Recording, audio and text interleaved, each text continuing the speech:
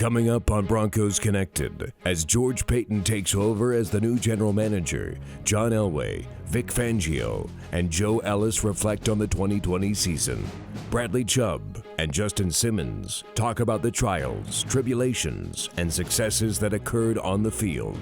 And Broncos country has lost the franchise. We look back at the Hall of Fame career of Floyd Little. Broncos Connected is next. And a pleasant good afternoon, everybody, and welcome to Empower Field at Mile High. Locke avoids a rush, throws to the end zone. Touchdown, Denver! If you're not excited about this, not sure you're alive.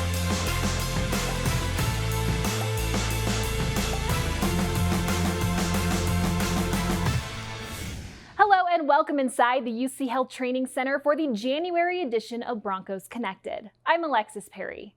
The offseason is for making changes, and the Denver Broncos did that almost immediately. The day after the season ended, John Elway announced that he would take on an elevated role in 2021 as president of football operations and step aside as the team's general manager. Elway, team president Joe Ellis, and head coach Vic Fangio took just 10 days to hire Elway's replacement from a list of 5 candidates. Last week, the Denver Broncos announced George Paton would be the team's next general manager. Paton spent the last 14 years as vice president of player personnel and assistant GM for the Minnesota Vikings, and was heavily involved in the re-signing of 26 players with a combined 55 Pro Bowl appearances.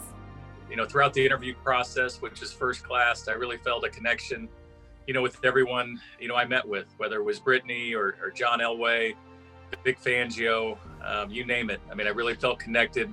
Thought we had a shared vision on how we were going to build this thing, and if John Elway's going to hand you the baton, what a greater honor than take the baton from John Elway.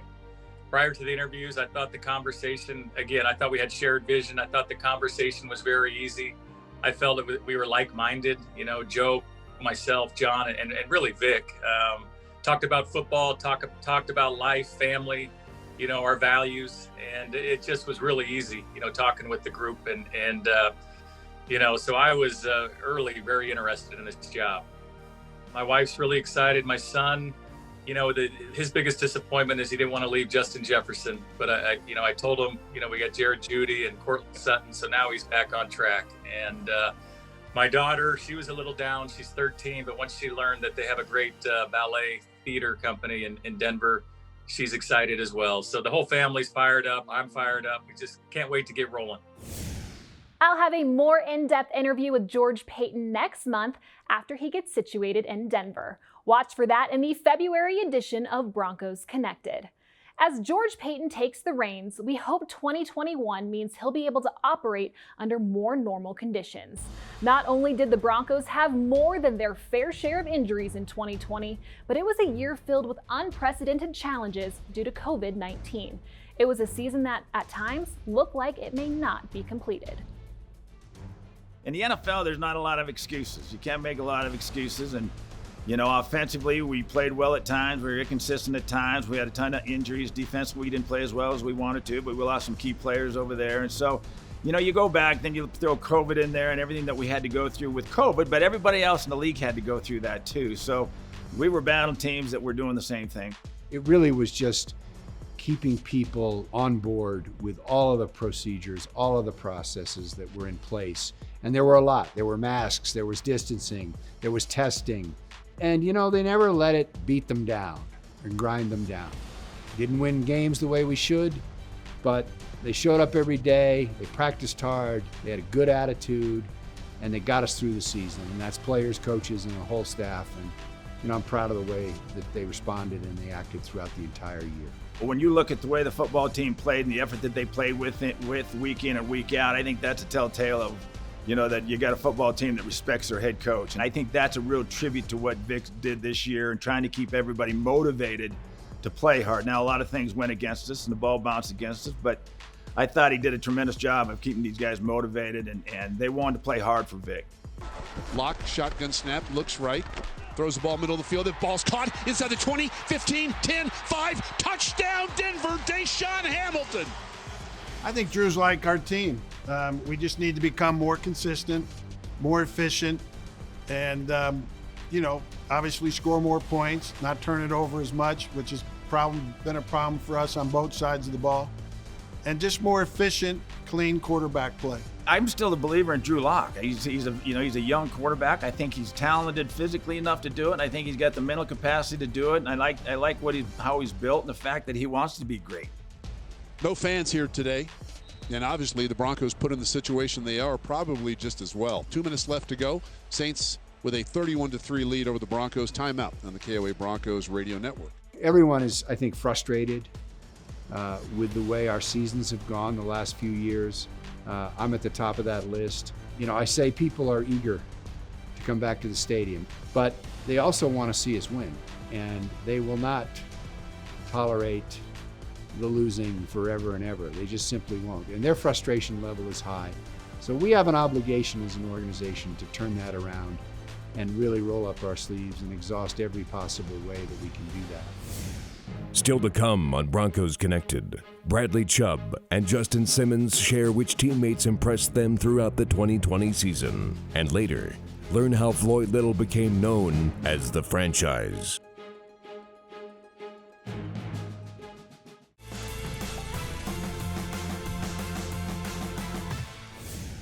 Welcome back to Broncos Connected.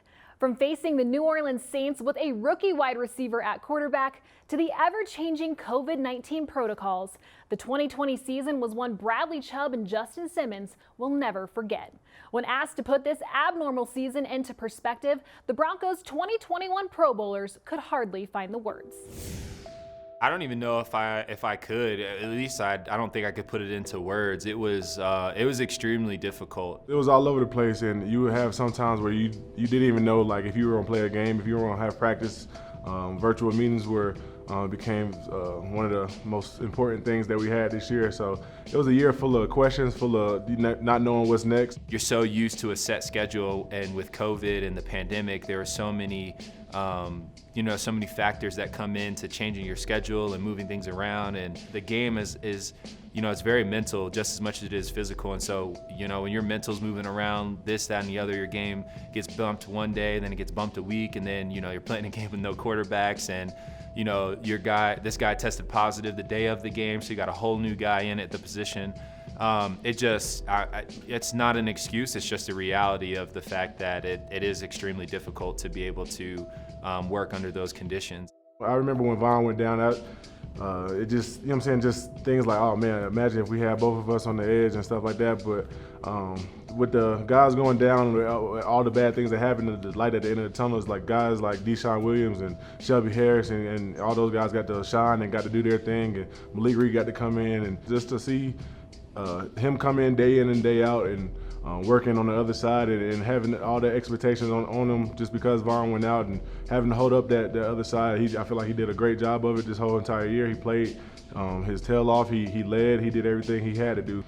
I feel like the guys we had stepped up, and looking forward to the 2021 season where those guys going to have great minutes behind them and great game experience behind them, and we could just keep this thing moving forward. I was extremely happy to see the improvement and the consistency from Garrett this year, just because we all knew that was the type of player that he could be, and he is. And so obviously, there are a lot of guys that expect that out of him, but it was really cool to see him kind of step into his own as a player and as a leader on the offensive line. And it was just really cool. It was really cool to experience that through this season. Drew grow into himself as a NFL quarterback, and to see him have bad games, him have 4 touchdown games, and him, go through those tough times, and him going, on top sometimes, and seeing Judy drop a couple passes, but then have a game where he goes for 150. So just it goes another thing to those young guys getting that experience and getting those games under their belts. You put in the factors of a limited training camp, almost, basically no OTAs. Everything was virtual. It's and you got a new offensive coordinator.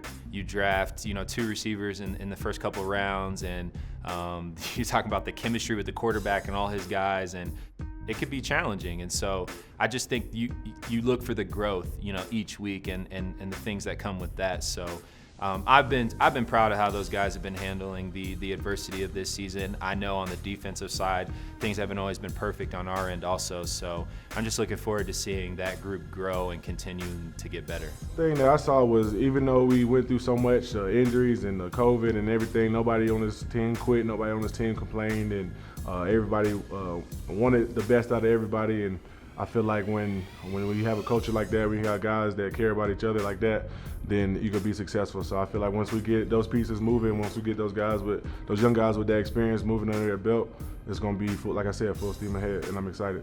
The thing that gives me the most hope is that I think we faced so much adversity. There were so many times this season that we've gone to our bench and we've had to build a lot of depth. When a team gets healthy and they have all their starters to be able to come in, you just feel a little bit more confident, because even if for whatever the reason, what happens with your starters, at least your depth has experience and that they've worked through a lot of these situations. Those are the things that, should be really encouraging, is knowing that you've had a lot of young guys play, have a lot of playing time, a lot of experience, and that's how you build depth on a good football team. And so really looking forward to getting the guys that were hurt back healthy and, really making a good push for this thing. Coming up on Broncos Connected.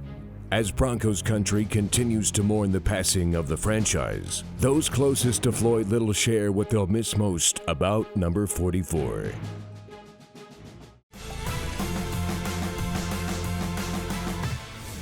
Welcome back to Broncos Connected. The beginning of the new year brought heartbreaking news for Broncos country, as we learned Floyd Little lost his courageous battle with a rare form of cell cancer. Nicknamed the franchise, Floyd Little was the first-round pick to ever sign with the Denver Broncos, and his Hall of Fame career had a long-lasting impact on the success of this organization. Floyd was a 5-time Pro Bowler, and his stats speak volumes as to the kind of player he was on the field. Off the field, his smile, enthusiasm, and success made him a favorite for generations of fans. He was the kind of person you could never forget. A few friends, some old, some new, have shared what Floyd Little meant to this organization, this city, and to them. He was the first great player the team ever had. And I think, as far as him becoming a pillar in the community, he truly got involved in this community. And, 9 years on the field, and then an amazing life after that, both family, career, faith. It was Floyd left, Floyd right, and Floyd up the middle. He was all we had, and rightfully so. Tremendous player, tremendous leader. Every time he touched the ball, something special happened. I mean, and can you imagine everybody in the stadium plus the other team knowing that you're going to get it and being ready for that the whole game? Every time he touched the ball, it was a treat to watch him. We go, Floyd! Come on, Floyd. Come on, baby. That's it, Floyd! We go, Floyd! It was not just what he did on the field, but it was also what he did off the field in terms of, he would go out to the community and have people voting and have them fans actually coming to the games and getting their input on different things with the team. And I think that helped Broncos country to become as strong as it is, because the community felt like they were an integral part of the team, and he had a lot to do with that. He was the first piece that got us on that build that got us to our first winning seasons, and obviously helped build the foundation of what we're all a part of today. He was just a guy that was willing to bear the load. Whatever it was, he didn't care. If it was running back punts, if it was running back kickoff, it was him getting the ball 20 or 30 times a game. If we could win, he would do it. The excitement he brought to Denver, I think, saved the franchise. That says everything right there in his name, the franchise. He's one of the big reasons why the Broncos remained in Denver versus another owner buying the team and taking the team to a different city. Floyd was a light to that whole situation. Breath of fresh air that maybe we can do something. And so, yes, I think when Floyd came, he brought an excitement that was unbelievable to the city and to the state. And I think that was one of the reasons why we still have the Denver Broncos here in town.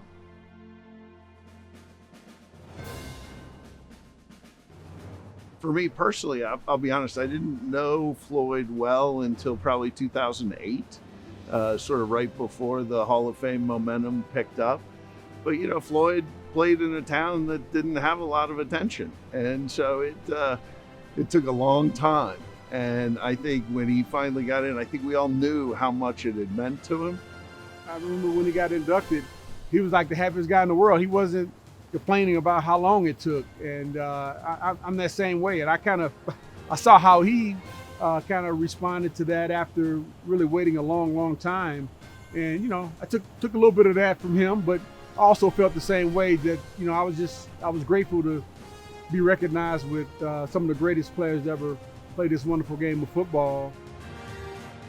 His stats were always great, but the team wasn't winning. So he never really got credit, the real credit that he deserved. And he held everything together here and deserved it a lot sooner than he got it. But he got it, and I know he was happy. You know, there are a lot of things I'll miss about Floyd, but there are certain things about certain people that you remember from the first time, and you're reminded of it every time you see him, whether it's a handshake or a smile. For Floyd, it was his hug.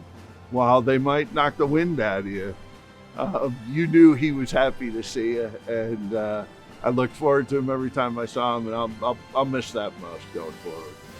His play on the field, his inspiration, what he did for the community here in Denver while he played, all that is a part of his legacy, which is huge. As soon as I see him, I mean, he would light up, and I would too, and we'd just hug and just say, hey man, what's going on? How have you been? Yes, I mean, just that special feeling when he's around is what I'm going to miss.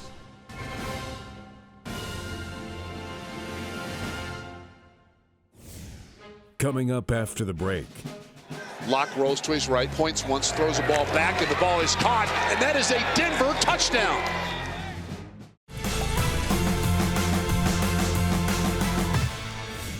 Welcome back to Broncos Connected. There is no doubt this will be a busy offseason for the Denver Broncos, so you'll want to stay connected with us on social media. Be sure to follow us on Twitter at Broncos TV and check out the Broncos YouTube channel, Facebook, Instagram, and the 365 app for all the latest out of the UC Health Training Center. As this month's edition of Broncos Connected comes to an end, we will leave you with the greatest on-field moments from the 2020 season, a season unlike any other. We will bring you a really unique National Football League game, one that in my 31 years of broadcasting Broncos football, I've never seen the likes of, but a football game nonetheless will be played without fans in the stands. Locke rolls to his right, points once, throws the ball back, and the ball is caught, and that is a Denver touchdown. Play fake for Rippon, protection's pretty good. Rippon loads it up, throws a deep ball to the right side. That ball fought for and caught. Jerry Jeudy backs into the end zone. Touchdown, Denver.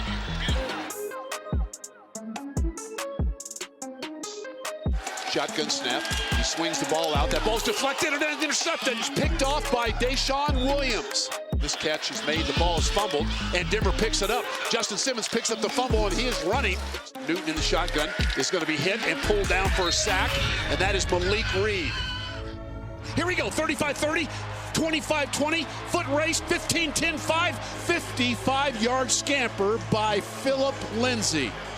Callahan went high with Mike Williams. What a huge play by the Broncos defense. Which one of these young guys will step up here? Locke throws a ball, end zone catch, touchdown Denver! What a comeback. Denver Broncos hosting the red-hot Miami Dolphins. Talk about a big road grader. Garrett Bowles. See what, he got a big block there in the shotgun. Tua will be hit and dropped, and there's Bradley Chubb with a huge shot. Fitzpatrick steps in the pocket, throws the ball to the end zone. Simmons, his 4th interception of the season, his 15th of his career.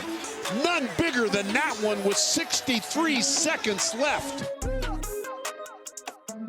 He takes the handoff, running straight ahead, and Gordon's got a big hole. 30, 35-foot race. Here we go, 40, 45 midfield. In Kansas City territory, inside the 30.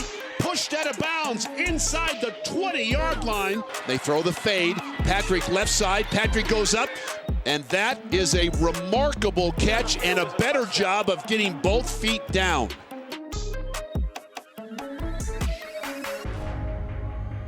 Spencer settles underneath it at the 17, avoids one tackler, runs into a blocker, and now he's loose. Spencer at the 25-30. Here we go, 35-40. Spencer foot race, 45 midfield, 40, 35-30. Deontay Spencer, 20, 15, 10, 5. Touchdown, Denver!